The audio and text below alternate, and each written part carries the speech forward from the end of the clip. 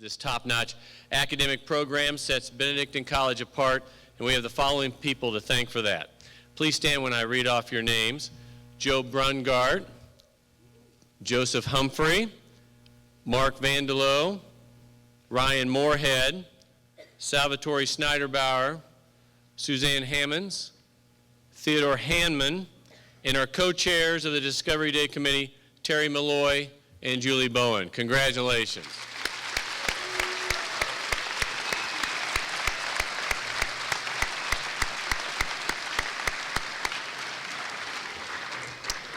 I now want to introduce the person who's largely responsible for bringing our Discovery Day speaker here, Benny Hochman. I'll say it the original way, Hochman, yes. Karen Wood is an instructor in the sociology department. Was fortunate enough to secure Mr. Hochman to speak to us this afternoon. I'd like to thank her for her work on that and introduce Karen. Thank you.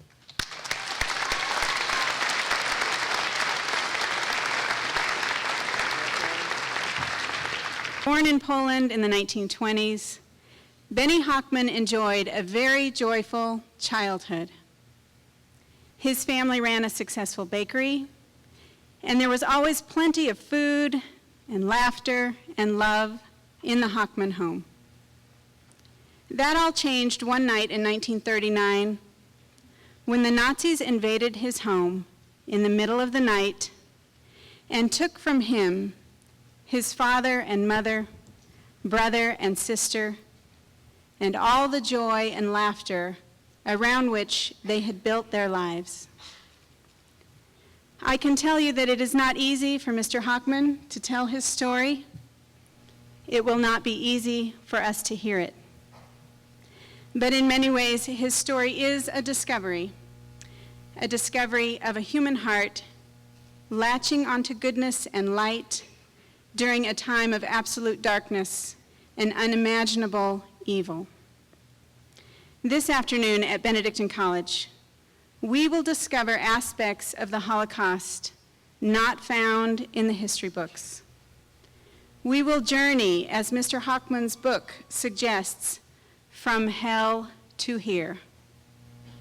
And along the way, we will meet a man of tremendous courage who loves young people and lives to educate and inspire them.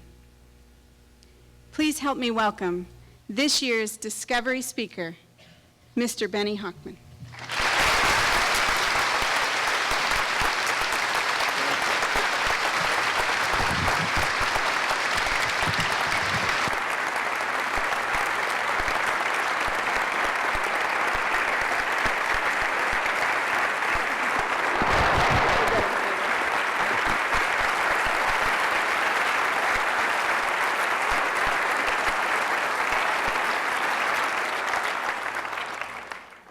Thank you, thank you, thank you. Dziękuję, dziękuję. In Polish, what I'm going to talk to you is not my pleasure, but I'm pleasured by seeing so many of you here, sitting on the floor, and I've had that happen to me before. So folks, I would like to say things to you. Dziękuję. Thank you for coming. Folks, I want to tell you a little bit about my family. I came from a family of father, mother, older brother, and younger sister. A father that was a baker, who owned his own bakery, own business, and he never in his life seen a movie show, never went anywhere for entertainment, just worked.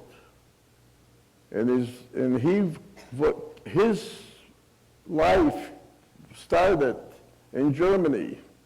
That's the name, Tall Man Hochman, because his grandparents came from Germany to Poland to be a schoolmaster, a superintendent in Łódź, Poland, the second largest city in Poland. My mother came from the Ukraine. She was about 5 foot, maybe, tall. And my dad was about 6'4".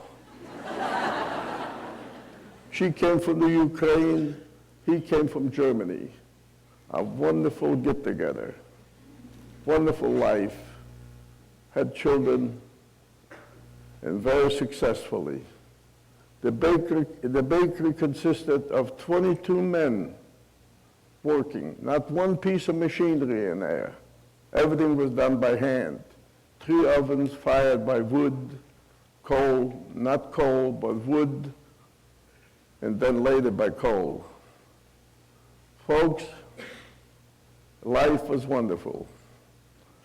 But because I cannot tell you any more about my home, but I won't tell you that my brother had quite an education. He went through high school. Do you think that's a big education? In Poland it was. And I was in high school. Then my 10-year-old little sister was in grade school. And then my brother, when he graduated from high school, he went on to the military academy. That my grandfather insisted on that. And he got to go to the military academy, and he became a poruchnik, a captain, a company commander. And I was 16 years old, and I was in high school because my parents insisted, because you went 8 years to school, and that was it. And then you would get, if the parents could afford to send you to high school, would get an education more in just 8 years. Folks, then my little sister was in grade school. Folks, everything was just going so great, so wonderful. Then you young people probably don't remember that. And no, you don't remember it. You wasn't around. But you gray-headed people, like I see a person over there with hair a little white, he would remember that. What happened is Germany got a hold of a man that was not a man, that was not a human being. To this day, I just can't believe it, the things that when I think about what that man dreamed up. Adolf Hitler. He built an army that was unthinkable in all the rest of the countries in Europe, and especially Poland. We boarded Germany. We were right next door to him. And when he built up his army, he invaded. My dad just built the bakery 2 years before. Had 22 men working there, not one piece of machinery. Very successful. And you couldn't even get my dad to get on a streetcar to go to Lodz, to the second largest city. We lived in Angev, right next door, a suburb. And he wouldn't even ever would want to go on the streetcar to go to a movie or a show or something, because he didn't have time. He worked. 50 years old. My mother from the Ukraine that married and got so happy with my dad, a little bitty lady with a 6'4" man, just were really lovable. I will quickly tell you one little thing that would give you a little laughter. My mother would work in the front of the bakery selling the goods that was baked in the back. And every day, she had a reason to come back and ask a question of my dad. My dad wore white clothes, and all his men wore white clothes. And flour was spilled on there. She had, everything that she had on was black or blue. She would come in, and before she opened them out, my dad had his arm on her and gave her a big hug, and she just get mad and try to brush it off. An hour or two later, here she comes again.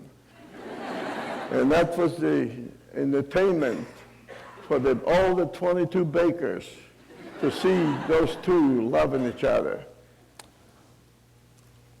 Folks, all this was so great, so wonderful.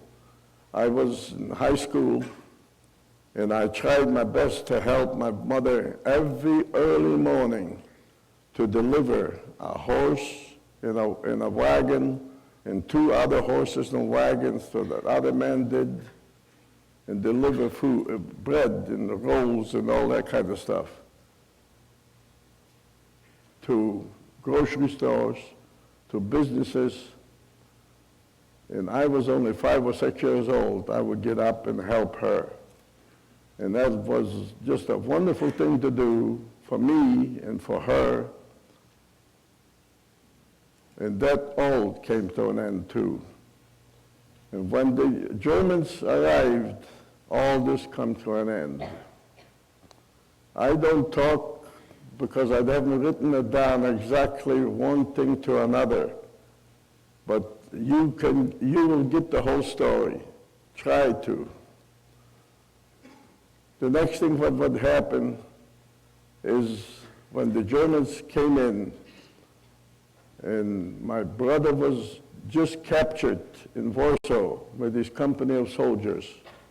They were fighting the whole war, clear to the city of Warsaw. And when they got to Warsaw, the Polish soldiers were not going to give up. And the Germans just destroyed 1.5 million population. All the buildings were down, destroyed by the bombers and the artillery. And the defense that the Polish army had was some old horses and wagons, and that was it. So it didn't last long. The rest of the country fell. Our city, the city of Lodz, and Andrzejów, the suburb where we lived, lasted just a few days, and we were enslaved.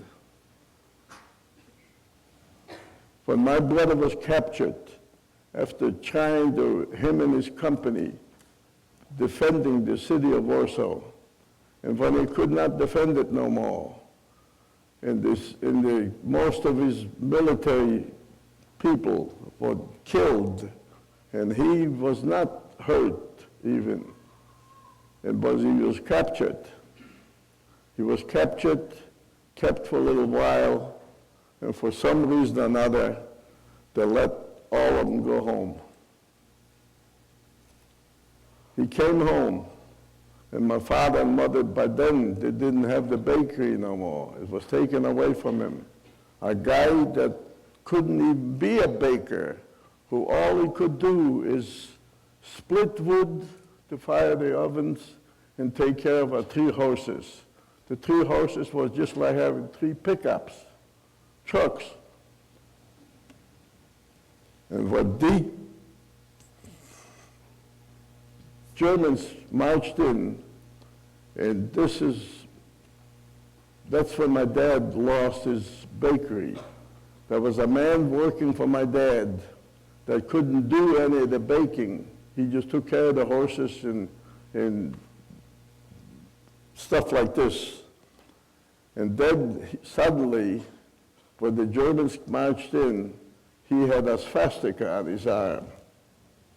And he would raise his arm to anybody, any soldier, German soldier, or any German, he would raise his arm and say, Heil Hitler. And he would take over the bakery. They gave it to him. My dad and mother were heartbroken. Look at what happened. Look at what happened. And us kids were just devastated.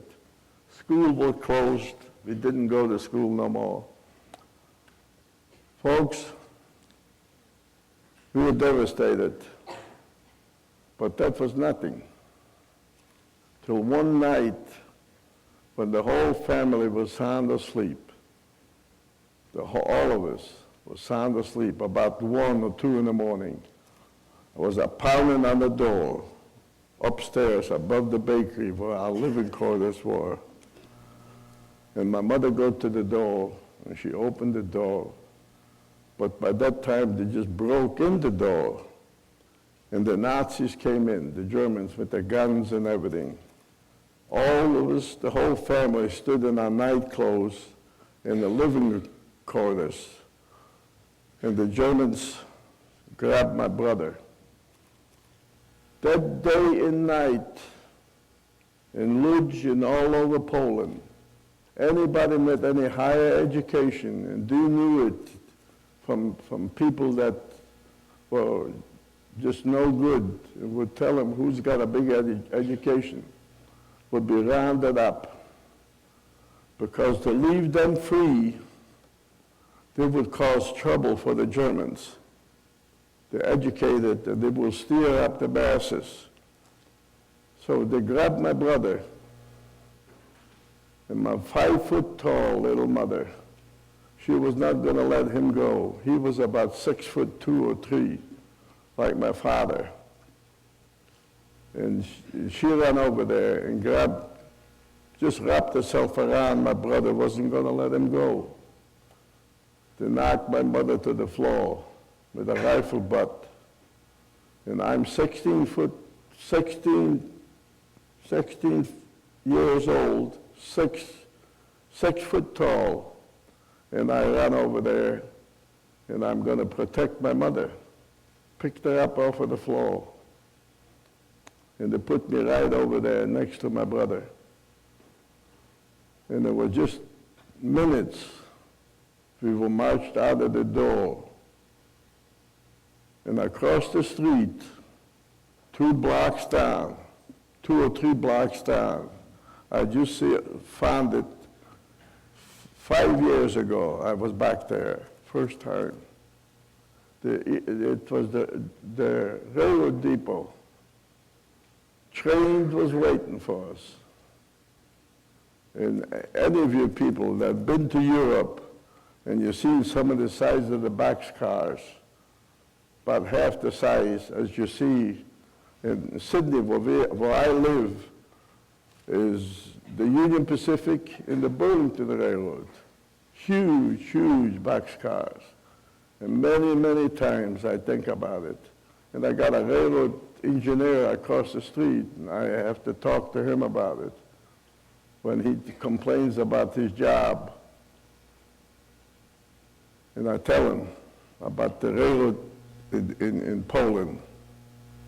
Anyhow, this little boxcar shouldn't hold maybe 50 people standing up.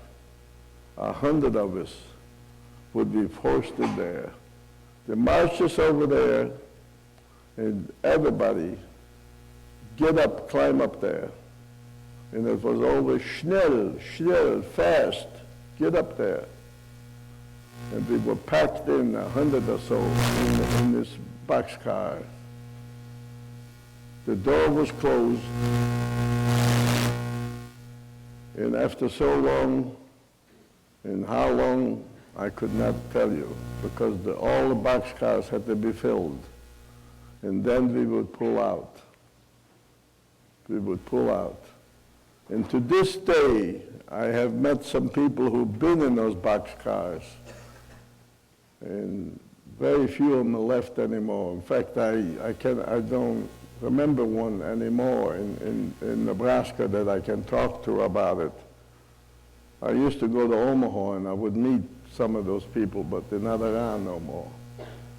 And they couldn't even tell you how many there was boxcars and how long it took after we pulled out and when we got to a place that wasn't even named then. We didn't know where we were going. And finally, when we got there, we didn't know where we were. Auschwitz. We got to Auschwitz, and again, the doors would open up. But in the meantime, what really hurt my life, my brother got awful sick, diarrhea, and he was such a trained person, you know, in the military, just perfect help. Got real sick, and real weak. And then there was a man in there, an elderly man. He was a doctor. And he begged, he wanted to slip down. He couldn't stand up. His legs were giving out. And he wanted to get down. And there was no room for him to get down. But somehow or another he managed and slipped down. He never came back up. He suffocated. I tried my best, me and my friends, to keep my brother alive, healthy. And we finally came, and I cannot tell you how many days and nights it took to get to Auschwitz. But it wasn't even named then. At least we didn't know what the name is. And we got to Auschwitz, and there, raus, get out, and fast, schnell, schnell. And we would jump out, marched into the gate of Auschwitz, into it was a field, grass field. And there we were marched in, and there we would be the night that we're going to spend. And we spent there 7 nights. To how many nights, I cannot tell you. Again, the sad thing about it was that when a German officer would decide he's going to look at us or count us like we were going to disappear or run off someplace, you wanted to run off, welcome. They let you run. You ran up to the fence, and you was electrocuted. Or if they wanted to have a little fun, they shot you by the time you get to the fence. Or you got to the fence, you flopped down. And I might want to mention also, Poland was the first country, and then country after country was taken. Yugoslavia, Hungary, Romania, and then Holland, and all those countries were all taken, weeks at a time. And Turkey and Greece was also captured. And the Turkish people, Greece people, couldn't take the abuse. And if there's anybody related to those people, feel proud of you ancestors. Those people could not take the abuse, kicked and whipped and all that kind of stuff. And they would actually, once in a while, they would get abused, would run to the fence, and the Germans would just laugh and enjoy it. Let them go, let them go. And they flopped on the fence and were cooked. Terrible, bad. So then, and if they wanted to have a little fun, they let them run so far and then shoot him. Folks, this was all life, but I tried to keep my brother alive, but I had to give up. I couldn't do it anymore. He begged me, because every once in a while, every few hours, day and night, some German officer, Gestapo or SS, get on a box and come out, get on there, and make a little speech that 99% of us didn't even know what he's talking about. I didn't know no German language, or anybody else did. But he talked, and finally let us sit down. We had to line up to be counted, see if we're all there. And they didn't even know how many was there, but they counted, act like it's very important. And finally, when you couldn't stand up, you was dead. And when we could not, by all the work we tried to get my brother up so he can stand beside me, between us, we would prop him up. We couldn't get him up. He begged us, leave me alone. Folks, I got him up to my feet, and he couldn't stand. one of the SS Gestapo men shot him, killed him at my feet.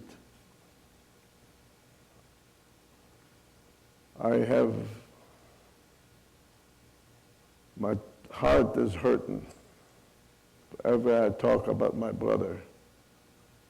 He was about 6 years older than me, or 6 or 7 years older than me.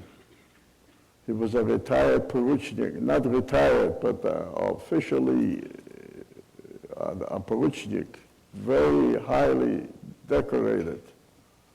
They killed him, my brother. I went to work, and all the work in the world that I did there for a while.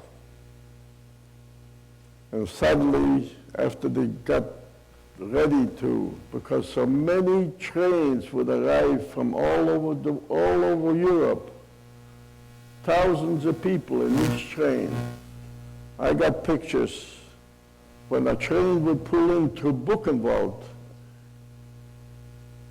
because the Auschwitz was so big that didn't have no room anymore to build. So they built on a place right next door. And there was a gate and a railroad track going in there. And when they got inside, it split into three. And most of the time, most of the years that I remember, each railroad track had a train sitting there with people that were hauled in from some country in Europe. When the people got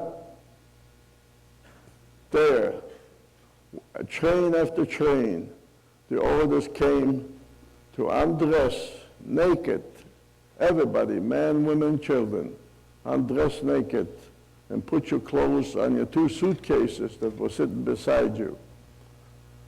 And then you're going to go in there, and there's bathhouse, big sign, bathhouse, to take a bath, to get cleaned. And the speaker would say, you're all lousy, dirty, you got to be clean before you go to the nice, clean barracks that are waiting for you. What a terrible, terrible lie. What a terrible lie. The people, women, men and children would undress naked and be marched in there. But many, many times, when they were standing there naked, summer and winter, Gestapo and SS, off duty from outside the camp, would come in. And here are some beautiful young wives, beautiful young girls standing there naked, would pick out a dozen or so, take them to their barracks.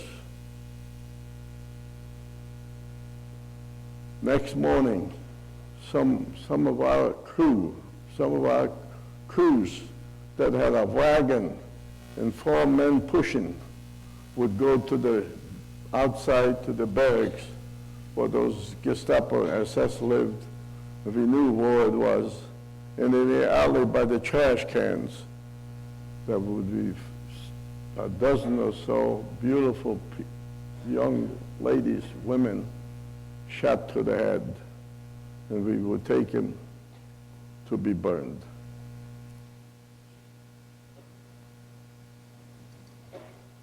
And I can never, I know it's tough for you young people to listen to this, but I want you to listen. I want you to remember it the rest of your life, what dictatorship can do to people. I want you to remember that. And you old people, older people, you know it. And I hope if you didn't know it, you know it now. When the people can go to a woman standing there naked, 8, 9 months pregnant, her belly sticking way out. Oh, I got names for them people, but I'm not going to call them by those names. Would walk up there in his doggone boots kick her right in the belly. And she'd double up and screaming and yelling. When a mother with a tiny little baby would hold in her hand. And the crematoriums that were built later on, that will come to it, holes were dug because the crematorium couldn't burn all the people. Deep holes, they're still there because I was there 5 years ago. And my daughter Judy, that I always heard me telling about those holes. And she and her husband took me there to Buchenwald. There, in those deep holes, now it's filled with water and dirt and all that, but they're there. Water was in there because from rain, but people were thrown in there under the Nazis and burned because the ovens couldn't burn all the people that they killed. So a guy would walk up, I shouldn't even call him a guy, a bandit like that, would walk up to a mother and rip a baby out of the arms and throw it as far as he could into the hole, live baby. And the mother is screaming and yelling and begging, give her a shove, go get your baby. Shoot a baby in the air, throw it up, and another one shoot it with a pistol.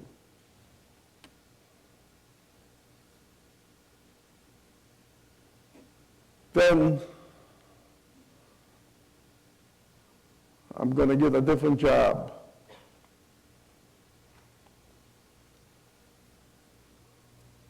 The crematorium was built. The gas house was built. The gas house was bigger than this room here. 1,000 people would be marched in there saying they're going to get a bath because they're lousy, dirty. So they'd be marched in there. When they got in there, there was no water coming down. Gas would come down. They were gassed. And then they would take it out. I was selected for a new job. And how I was selected, I tell you. Dr. Mengele, that no good in hell where he is, he come up with an idea. Thousands of prisoners were there. They need to get rid of him. So he would line them up in 2 rows, the right and the left row. The right row never stopped. They just kept right on walking. They were picked as we were coming out of to the lines. So you get in here, you get in there. They would put the right line, and the right line would never quit. They just kept right on walking. They got to the forest, went around a couple of 3 little ponds, and got to the forest, and you could hear the machine gun taking care of him, and dropped them into big trenches that were dug by prisoners to killed and buried there. I'm in the left line, and I'm walking in the left line very slowly. And I walk slowly, and I get up there, and there's a line, but there's about 15 little tables. And a prisoner would sit at each little table, and there was a bottle of ink with a big long, like an ice pick, I call it. My wife says, why did he do it? How did he do this? I said, well, they had an ice pick because we have one of those at home. 15 tables or more, or something like this. And you hand them your left arm, and they punch a number into your left arm with ink out of that, with that sharp ice pick. B3156, my name. And then I get a new job. Me and 3 other men would work under the gas house. And when the people were gassed and dropped down to the cellar, there was other wagons just like it. They would be lined up. As they would drop down, our job was real fast. Schnell, schnell. We had two tools, actually. One was a great big pair of scissors, and all the hair was cut off, especially ladies, women, then long hair. And for many, many years, I was wondering what in the world were they doing with that so much hair. There was piles of hair. 5 years ago, when me and Judy, my daughter and son-in-law, were in Auschwitz, I saw what they did with it. Cushions were laid there, ripped open with human hair. The cushions were used in the tanks, in the trucks, in the whatever. Human hair, cushions. Then I had another tool, a little hatchet. Rings on your finger, like I got 2 rings on each hand, a ring. They couldn't pull that ring off. The hatchet would take the finger, even if that ring wasn't worth a nickel. You did not let it go because your life depended on it. So we cut the finger off and throw that in a box. The other tool was the hatchet, a little hammer on the end of that tool. You had a gold tooth in your mouth. There's no way to take it out. The tooth would come out and throw it in the little box that was mounted on a wagon, flat wagon. And then we would push it up the hill and unload it and get right back to get another load. Many, many years later, when I came to this country, Dr. Carr in McCook, Nebraska, who delivered my first child, he kept asking me all the time things about what I experienced. And one day I happened to think about it. I says, "Doctor, let me ask you a question. Let me ask you a question." He says, "Go ahead." I says, "When we loaded up a trailer load of dead people, and we threw a little tiny little baby sometimes right on the top of there, and I personally seen it, the little chest sometimes would move a little bit, just a little bit, you know. And as dumb as I am, I thought, gee, that baby is trying to live. He says, "Benny, it probably tried to live, but you know it didn't make it." I says, "I know that, because we threw it off and threw a whole bunch of bodies on the top of it. I know that." But I says, "How in the world did a little tiny little baby mole could live a little bit longer than some of the adults?" There was no answer. Folks, 3 years, over 3 years in Auschwitz, in Buchenwald. And I endured it because I told to myself, after my brother was killed, when my brother was laying there bleeding to death,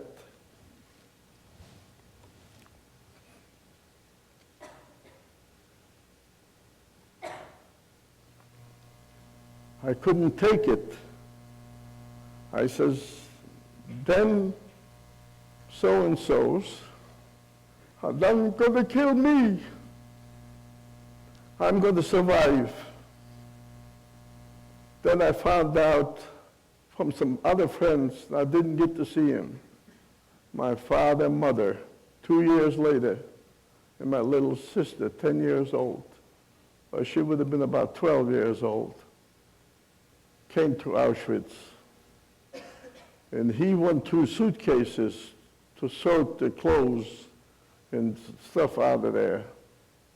And he found some pictures and gave them to me because he knew my parents. He came from the same neighborhood or whatever.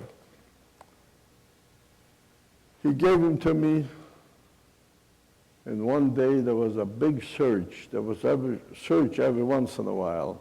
If you had an extra pair of pants on, or an extra pair of shirt on, or a rag on your boots that were top canvas and wooden soles, you wouldn't be living another minute. You would be killed right there. And when I got those pictures and I knew the search was coming, I buried them next to the barrack. When we went there, me and Judy, my daughter, and my son-in-law Bill went there, and Judy knew all that. Because every time I would go someplace close by, and she was still in high school, to speak, to tell people the problems, the story, she would always want to go with me, as long as I come back so she can go to school next morning, high school, or even in grade school. She always wanted to go, and if it was possible, I would take her with me. She's a lawyer now, and she still remembers all those things. Folks, I did all I could, but I'm going to survive. Them so-and-sos are not going to kill me. I'm going to survive. My father, mother, and sister, my brother, I don't have nobody left. All killed now. And I'm going to survive. What happened is the United States of America, thank you, folks, thank you, thank you, thank you, came into the war and helped the Russians fight the Germans. And the Germans had to pull out of Auschwitz. Or they came close to Auschwitz, the Russians, or the Germans, and they moved us out to Buchenwald. Right in the town, if you look it up on the map, where Buchenwald is, it's between Weimar and Erfurt, between the two towns, about 15 miles apart. And they moved them out there. And I went there. And let me tell you a little bit about Buchenwald. There was no gas house. There was a hanging there. There was a whipping, a killing. And close to 2 years I was there. That clothesline, I called it the clothesline. It looked just about like the clothesline that Marie, my wife, has at home, except not as heavy poles and not as heavy wire, but they looked just like a clothesline. I think it had 3 or 4 lines just like it, cables. All the time I was in there till I was liberated, that clothesline was never empty. Men were hung by the neck, 2 or 3 weeks at a time, till there was another hanging. There was never taken down till there was another hanging. And who did the hanging? If my friend, or the toch that's my friend, was going to be hung, I would kick the stool from under him, put the rope around him, or the other way around, and kick the box from under him. And then the terrible things we had there, and we would work on the Autobahn, the big 4-lane highway that Adolf Hitler just bragged for years and years about the German Reich, the German folks, the German people, how workers they are. They built a 4-lane highway in those days, clear across Germany, for the rest of the world, including America, still driving on dirt roads. You could hear him on every speech that he made that lasted for 2 or 3 hours sometimes. And I learned the German language. And a lot of times I had an opportunity to listen to it. It was always the same thing about the Third Reich. The German people will conquer the world. The whole world will they conquer. And they conquered just about all of Europe. They tried to get England, but they couldn't make it. And they were clear down to Russia, to Stalingrad, Leningrad, and Moscow. Look at the map and see how far they were. Fortunately, my gosh, the American people stepped in and helped the Russians with armament, with food, with clothing, and the Germans were freezing to death, and they couldn't get the supplies, and they got defeated in Russia because the American people were helping the Russians. And if somebody says that we never helped the Russians, I would spit in his face, because that was the defeat, the final defeat of the Germans. We lost many, thousands of people. The Russians lost millions of people. But the Germans had to be defeated. And I've talked to lots of German ladies that I knew that worked for us, for the Signal Battalion that I was with, that lost their husbands, lost their sons on the Eastern Front. Folks, I tried my best to survive. It was really tough. I did everything I could. But that was tough. In Buchenwald, once a month or so, we actually would undress in a barrack. We had barrack. We would lay on 3 levels. And there was just wood, no straw, no blankets, no nothing. And we would lay there. In the wintertime, we would try to get as close as we could. And in the summertime, try to spread out. But in the wintertime, when the man that was laying next to you, or 2, 3 people away from you, the rats, when they knew that you cannot fight them off, hit him and get rid of him, they would eat on you. Rats, big rats, the size of a cat, a small cat. And this man automatically, without even talking, would be lifted up.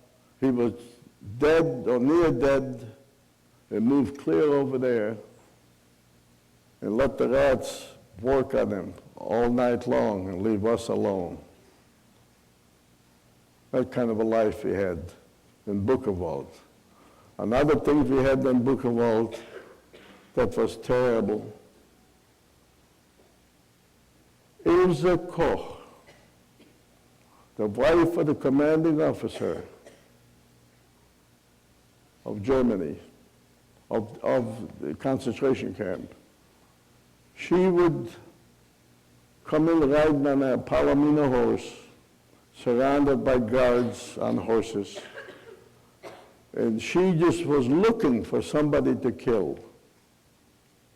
She had a whip, a long whip, and she would ride along, and us would be marching in. We never were allowed to go by ourselves. We were marching in from work or going out to work or whatever. marching. She wanted to have a little fun.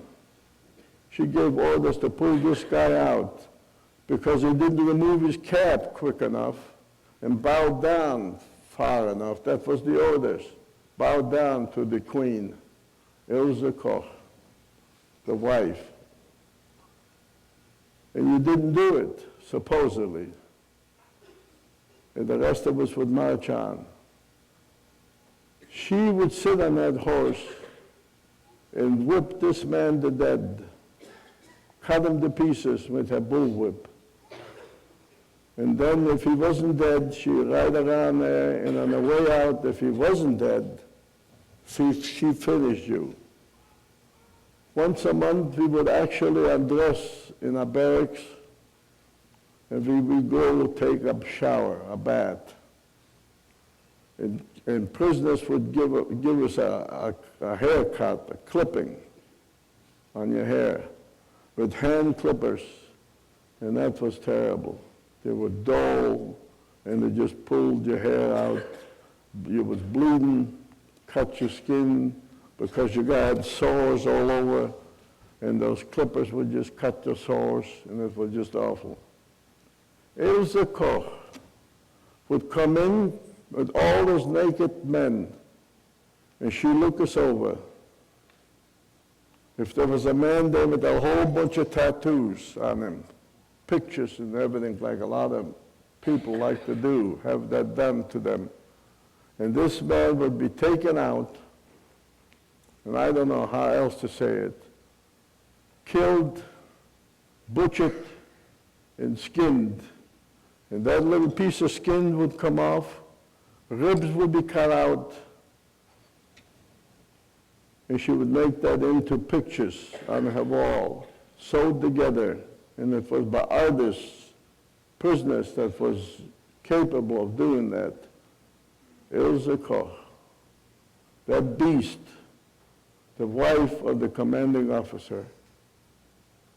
After the war was over with, the Americans finally got her, but the Germans picked her up, and she was sick, and they released her. Then the Americans picked her up, put her in prison, and she came down with cancer and died. Ilse Koch, a terrible, terrible person, a woman. All those pictures are still there because they were there after. I didn't get to see them, but I didn't have a chance because many dignitaries, Americans, English, French, and all those people would come to her house, and they were all displayed. I didn't have an opportunity. That's what Ilse Koch did with human flesh, human people. Killed and made pictures. And I guess the walls were full of it. Folks, I'm going to tell you now a little bit better things. I'm going to live, you know. I tried my best. And I was terribly, terribly bad about the German people. I hated them. And in fact, I never could kill a fly, but I could then, if I had the opportunity, I would try my best to kill one of them. But I didn't have the opportunity. The war is going to be over with because the American forces were getting close to Buchenwald. And we knew we were going to liberate it. But the last, to this, I cannot tell you how many days and how many weeks that I was completely lost. I lost my mind. I was in such a bad shape. The whole time I fought like a bear. If you would get to me in front of me, because there looked like some food there, you wouldn't get it. I would step on your hand. I would get it first. But I got so bad that I couldn't fight nobody. And suddenly the Germans disappeared. I was laying there in the gutter next to the barrack. And I don't know if it was my barrack or whose barrack. I was laying there. The Germans disappeared. The American forces came. And when they came, they were afraid to even touch the fence because it was a high voltage, energized. You would be killed right there and then. So what happened is they were very careful. So the engineers, American engineers came and they found a way to disconnect the power. And when they disconnected, I want to tell you a little bit something that what happened. I was in Des Moines, Iowa, me and Marie, my wife, 7 years ago, speaking there, invited to speak to 10,000 retired soldiers, World War II and Korean War. And I'm going there and I'm speaking and I'm looking around and I see gray hair, no hair, and I think to myself, a Polak like I am, I remember things, what to say. I tried to remember. I said, geez, those must be World War II veterans, Korean veterans. I says, if there's anybody in the crowd, you gray-headed men with no hair, if you was in World War II, did you have a chance to liberate Buchenwald? Because the Americans liberated Buchenwald. Auschwitz was liberated by the Russians, but the Americans liberated Buchenwald. I says, I would like to talk to you. I'd like to talk to you and I'll hug you and I'll kiss your wife. Sure enough, I'm done, I'm getting down, and here comes this man standing over to the side kind of with his wife, and he has a fistful of pictures. And he walked up to me. He says, Benny, I don't know if you want to see this, but I brought those pictures along. He says, I was in a company of engineers, and we were liberating Buchenwald. And when my orders were, when we got the power disconnected from the fence and the gate, my bulldozer, he had his bulldozer driven off of his his trailer, big bulldozer. He says, when I pull off, I'm going to say the exact words, what he said. I was supposed to give that gate hell as hard as I could and just let it fly. And I looked at the picture, and here it is. I says, how old are you there? 21. And he was probably 75, 80 years old, you know. That's just a few years ago in Des Moines, Iowa. And I'm talking to him. I'm just about done because there's another bunch of people waiting and want to shake my hand and talk to me. And she tapped me on the shoulder. She said, and don't forget what you promised me. I gave her a big smooch. Folks, my life was no way am I going back to Poland. I fell in love with the American GI. I didn't know one word of English, but I learned very fast as I could. It's still not good, but it's better than ever. But folks, I got to love the American soldiers, the American people, and I loved to come to America. I wanted to go. The Polish government tried to kidnap me one night. And a man from Pennsylvania, another GI. We were dating two sisters. And we were on a footbridge. And here stood two guys with a bicycle.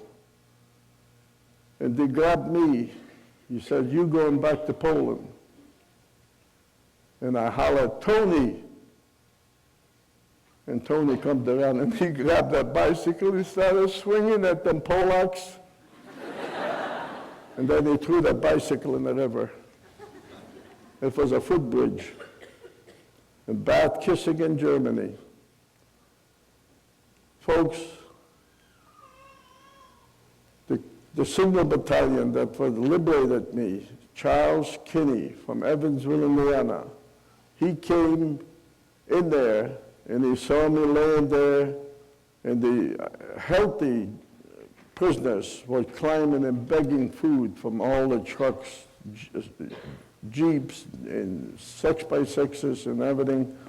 And the American soldier would give his last bite of food, cookies that he got from home from his mother, broken or whatever, he'd give away. I'm laying there in the gutter. I couldn't even move. Charles Kinney saw me there. First Sergeant Charles Kinney from Evansville, Indiana, pulled up alongside of me, threw me a piece of hard candy, and I couldn't even reach for it. That's how bad I was. And Charles Kinney thought I saw enough. He picked me up, my 67 pounds, 180 now, and he put me in his Jeep and drove off. The Signal Battalion, 926 Signal Battalion, were just setting up camp outside the gate. The war was still on. They were doing the signal work for the B-24 bombers, coming over and bombed the Germans. Charles Kinney drove off with me, and when he got to the base, the signal base, just a few kilometers away, the man that was the cook saw what he brought in. So he says, "Boy, that guy needs food." So he brought me some food, and I was not a human being. I tried to inhale it, and I got awfully sick. They didn't think they had a captain that was a doctor in the Signal Battalion. He didn't think he could save me, but they rushed me quick-like to a field hospital just a few kilometers away. And I got there, and there were two doctors, American captains, that went to work on me. 6 weeks later, and when I really fell in love with the American system, with the American people, is when the GIs would walk up to me and bring me some candy, chewing gum, and whatever, and say something in English. I didn't understand a word. Some of them tried to talk to me in different languages. I might have learned a few words, but I fell in love with the system. And I looked at the skin of those guys, the same color skin, the same color hair, the same color eyes as the German that would be kicking me and hurting me and everything else. And here, by gosh, there's a man that speaks a different language and lives in a different land. How can he be that good? And so good they were. And they did it to me, just unbelievable. And I says, I'm going to America. And I became in love. 6 weeks later from the hospital, Charles Kinney got a call from the Dr. Lewis, and he says, "Come get your boy." Took me back, and there, the supply sergeant, Gus Farkas, that's still alive, lives in Buffalo, New York, who came to Sydney several times to see me. My gosh, tried to find some clothes for me because I had my hospital shirts on or whatever. And he couldn't find nothing small enough. He finally found the best he could. And that's what I had. I stayed there with the Signal Battalion for 2 years. Did all kinds of good for the Signal Battalion, 900 men. Some of them came and gone. Charles Kinney went home, another first sergeant came, and that's the first sergeant that both of them were my roommates in a tent or in a room if we moved from place to place. I stayed for 2 years with the Signal Battalion, and I wore the uniform of a corporal of the United States Army. Washington didn't know it, but they know by now, but they don't care, you know. Because I'm not afraid to say it. 2 years. And by gosh, and I did all kinds of things. And I'm going to tell you just 2 or 3 things about. One time, I was invited just like this to Buffalo, New York. No. Buffalo, Denver.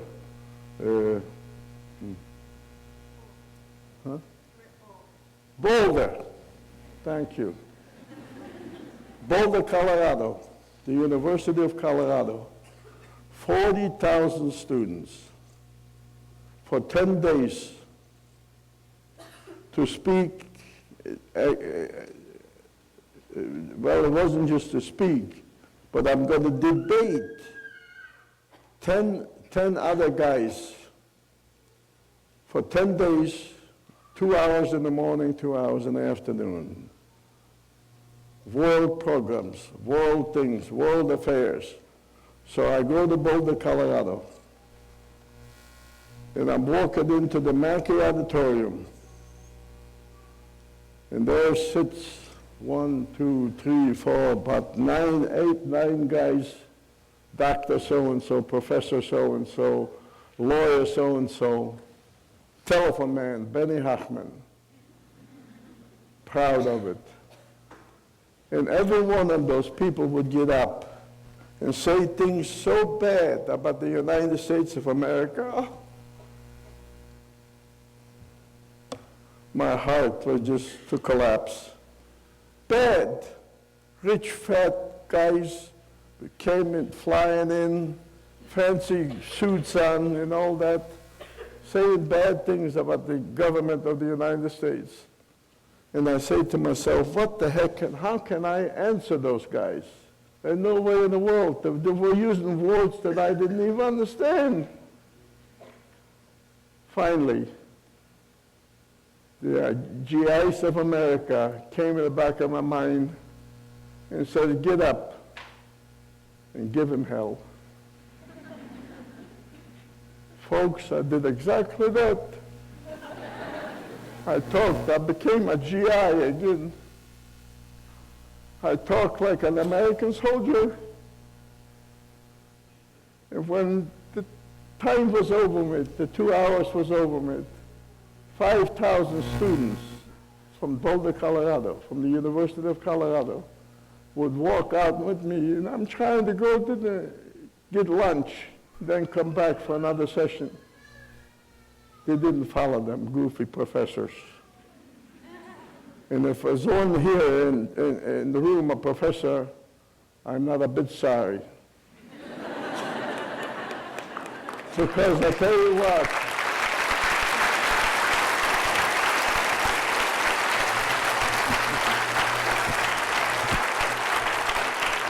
are you a professor?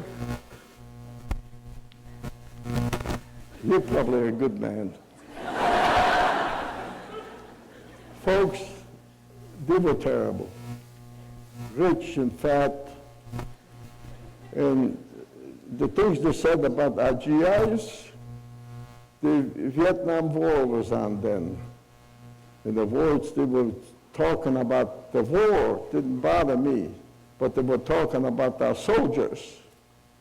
That hurt me really bad, real bad.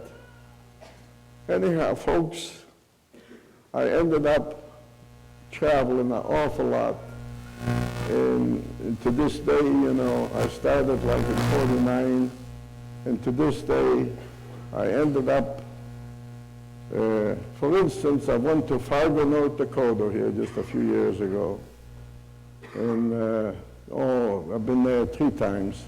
But the one time I went up there, and I'm standing and speaking just like this, and there's a little fellow sitting right about like this guy right here, but he was about 1/2 of him. A little man, and just cried. From the minute I started talking, he cried till I was over with. And finally, I couldn't even look down there to him. And finally, I thought, gee, I cannot understand. Why is the man crying so much? I know I say bad things, but he came up to me, and he's still crying, and I said, why was you crying so much? You bothered me awfully bad. He says, 4 months ago, my wife passed away. I'm 84 or 85 years old, or whatever he was. And in World War II, I was a paratrooper.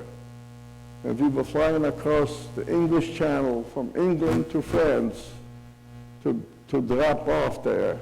And there was 37 of us in a glider pulled by a plane. And there was a place where we were supposed to jump out. We jumped in the wrong place. And when we got there, the Germans were waiting for us. And they captured all 37 of us. None of us were hurt. We ended up in the Stalag. We stayed there all war time. And when the Americans liberated the Stalag, there was only 4 of us alive. He had a good reason to cry. Folks, many, many other things had happened to me. Wonderful things. I was invited to Hollywood to become some